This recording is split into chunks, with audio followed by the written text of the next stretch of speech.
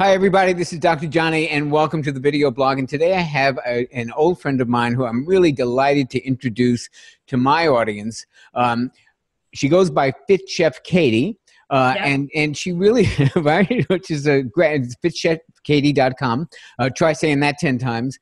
And what I love about you, Katy, is that you really do walk the walk. You know, I'm not telling any tales out of school. Single mom, 3 kids, right? And you look great, and you live this life. And you figured out how to do it with a family, and you know it's really very inspiring. So I really look forward to interviewing about this subject, which is basically how do we stay on track with our program, whether it be eating, whether it be exercise. How do we stay on track during the holidays? It's such a challenging time. I'm sure you've got some really good advice about that. Why do you think the holidays are so challenging? Why do you think it's such a tough time for people? Again, it's the idea of busy, but really we're so busy throughout the year that it's just, if we're already streamlining our choices, especially with healthy food choices, when it comes to the busy season, we already know what we're going to be picking. We already know what we're going to order when we're going out to eat again. When we're going to a party and we see the table, when we see the candy in front of us, we already know the ones that are worthy. I think that's the biggest thing during the season is quality, not quantity. So even in gift giving, it's the idea that I want the best of something and not a whole lot of gifts. Mm-hmm. So when it comes to eating, I want the best of food and not a bunch of junk. So really starting to change that mindset in our day-to-day perspective. But here's what I find to be the biggest challenge. I think that most people know that, and if you ask them what are the good choices to make at Thanksgiving dinner, or what are the things to stay away from, they probably know that intellectually. It's not for lack of information, but something about the situation makes whatever resolve they had or whatever intention they had seem to go out the window. And I don't know whether it's the combination of the stress involved in, big family reunions, the change of venue, the lack of routine. I'm not sure exactly what it is, but I know that it's more than just the information. So what is, what do you find to be the most effective way to actually put that information you just talked about into effect during these stressful holiday times? Well, I think 2 things. I think one, we all think we deserve it. Well, I deserve that piece of chocolate cake. I deserve this because I've been so busy. Well, you know what? I deserve to look and feel great. And that's what I deserve. And I nobody ever complains about looking good. Everybody I know, when I was a trainer at Equinox, everybody wants to look good naked. Mm-hmm. I mean, that's the bottom line. So that's what I deserve. And when I look at that big, giant chocolate chunk cheesecake, it's not going to love me back. So we've really got to change that mindset. And you can't do what everybody else is doing. Everybody at the table might be eating that. Doesn't mean you should be. So I always say everything is permissible, but not everything is beneficial. Yeah, exactly. So just because you can doesn't mean you should. And really, you gotta get back on track. Like, have that poster board, have that vacation planned out, have something in mind, that have that dress that you want to wear that you want to look and feel great in. That's such a better feeling than eating that chocolate cake for the next 3 minutes. And if you want that chocolate cake, a practical way to address that with desserts, I call it the 3-bite rule. Have 3 really good, enjoyable bites. Mm-hmm. That's a good point. I'm going to share something with you that I wrote about in one of the blogs when we were talking about travel and holidays and all of these subjects that come up around this time of year.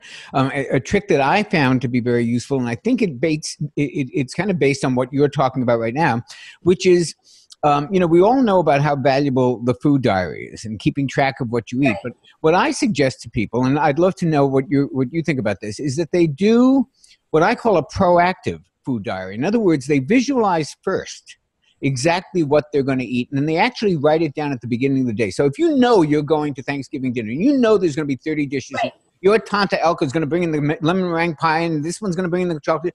You actually visualize it. You actually see yourself in that temptation, in that setting with the temptation.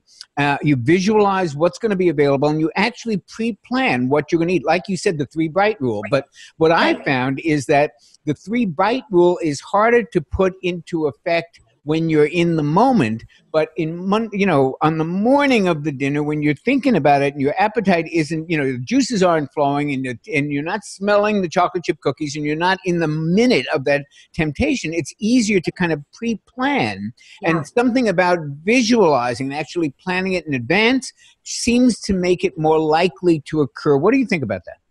Well, I think that relates to anything. Let's say you want to run a marathon. Well, you can't just go run a marathon in that moment. You have to plan ahead, and you have to train, and you have to think about it and master that out day by day. And I think that's a great thing to do for people. Even have in mind, just think you're only going to have one chance, one plate. Other people might go back, but I don't want to because that's not my goal. So what is the best foods I'm going to put on my plate? And for me, I always tell people there's always a good, better, and a best choice.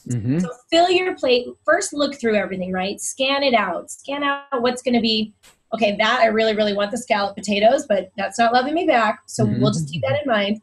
But what's my best choice? Okay, this giant salad with persimmons and a little bit of manchego cheese and caramelized walnuts, whatever. That's my best choice. I'm going to do half my plate with that. So your good, better, best, you put your best on half the plate. And then you put your good on the other quarter. And then you save that other quarter right there for, well, your fun bite. You know, really keep it in proportion too. I like that. I like that a lot. And what do you think about, do you think that the sheer amount of food that's available during the holidays, the sheer variety of choices, in some way helps dysregulate us? I've always found it's like the Mandalay Bay buffet at Vegas. It's like when you're presented with that level of variety and choice, you know, our taste buds are very funny. We both know this. Everybody knows this. You go to a dinner, you get stuffed where you have to even open your pants pocket, your pants button just to be able to sit there. And then the waiter comes and says, how about some death by chocolate? Anybody ready for dessert? And all of a sudden, you've got your appetite back for this new food that is new variety on the menu. You all of a sudden have an appetite again. So what do you think about that? Do you think there might be a benefit for people when they go to these dinners and these massive amounts of food that they maybe make some choices in advance and don't try to sample everything? Oh, absolutely. I'm with you on that. So it's the idea you get one plate. Go peek around first, make your choices, because you don't need to taste everything. As a matter of fact, you probably tasted it at some point in your life. Exactly. If you don't love it, if it's not amazing, then don't eat it. I had I had a doctor friend in New York who did a lot of work in weight loss, and he had a famous saying, which was that this stuff looks a lot. Think of how it looks on the plate and how delicious it looks, and then think of how it looks on your hips and decide which is more important. And that's kind of like that. It's just, I think, Katy, the trick is trying to keep these ideas in your head when you're in the moment of temptation. You know, I play tennis, and we get a lot of instruction on what to do when the ball comes here and how to stroke the ball. And then when you're in a match and the balls are coming fast and furious, all that stuff tends to go out the window. So how do we take these lessons that you and I are talking about and kind of make them so second nature that even when the balls are coming flying fast and furious, we still remember what to do? Well, I think you said this earlier when we had a conversation one time, that people that have a difficulty with their diet, every day they have choices in food. Every day, we make 242 food choices a day. So actually every day you have an opportunity to practice. So this is your practice time. Because when it comes time for the match, which is going to be that big Thanksgiving dinner, the big Christmas buffet for the work party, you're going to be ready to play the game. And you are going to be beautifully dressed, feeling fantastic, saying, you know what? I've had this before. I've had that before. Now that looks beautiful. Look at the colors. Look at start to appreciate the chef and what they put into it. Choose proteins and veggies. So you've got these strategies when the game day arrives, and then you're going to be choosing wiser.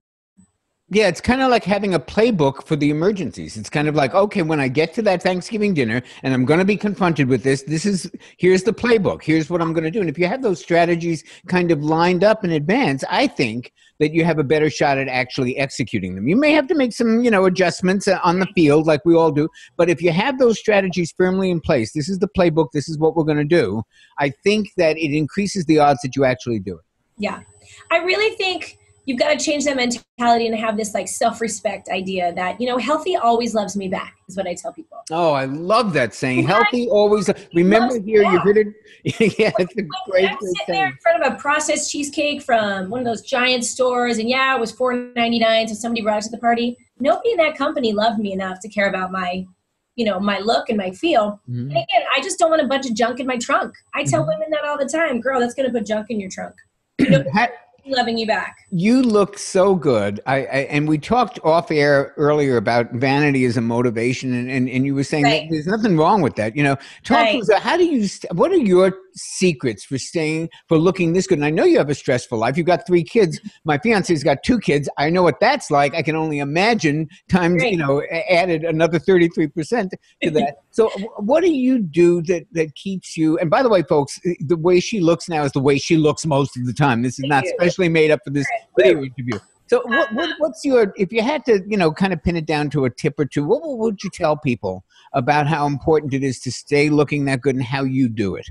Okay. Well, Dr. Jonny, everybody looks at me and says, oh, that's genetic. When they see my muscle structure and they see, my fit little legs. And I want to tell them not at all. My dad is quite overweight. My mom is a smoker, triple bypass. So I always tell them hard work is what works. And this is not born in a day. This does not take 5 days vacation rest all the time.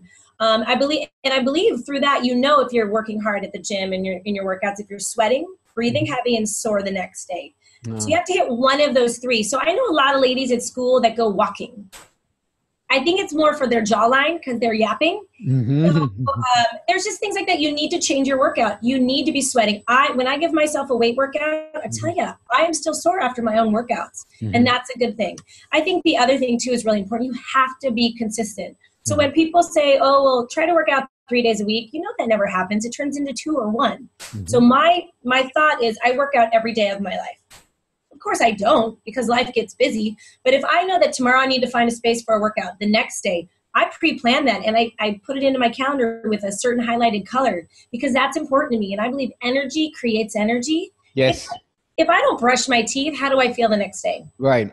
It's a very, very good point. And, you reminded me of something so interesting when I talk to you. I always think of things that I hadn't thought of before. And what that advice about, highlighting it, putting it in your schedule, knowing that you do it every day, reminded me of was a very famous business book called Eat the Frog. And what they meant by Eat the Frog was everybody's got tasks every single day. And many of them we don't prioritize, so we put them off, and we wind up with the big task, the ugly task, the one we don't want to do, is at the end of the day when we have less willpower, less brain power, and it winds up not getting done.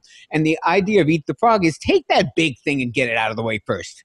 And I think for many people, the workout's the big thing. If you get that out of the way first, it kind of sets the tone for the entire day, and you feel you accomplished something. You take something off your to-do list. It helps you cement the idea that your word is a law in the universe because you said you were going to do it, and then you went ahead and did it. And I think that these are really, really, these tips you're giving us are really, really very valuable. I love the one, particularly, healthy loves you back. Love that. That's just great. Always loves you back, as a matter of fact. So for sure. And again, it's self-respecting choices. When it comes down to it, I'm worth it. I'm valuable. Looking great is important to me because it makes me feel great and confident. And that's strong. And I'll tell you the biggest thing is the minute I put my earbuds in and I get that one motivating song, I think I am so like rock star in the gym. Yeah. What's your favorite song? But I am in there and I'm like, curling and on that machine. Music is motivating. Use it for your good. What's your favorite one? Favorite song to work out to? Thing that motivates you most? I'm a Pandora Station kind of girl, so I've got my workout. And I love Zed.